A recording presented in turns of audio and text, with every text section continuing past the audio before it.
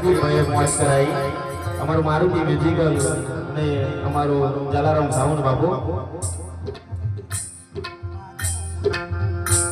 અને અમારો રાજા પણ આવ્યો છે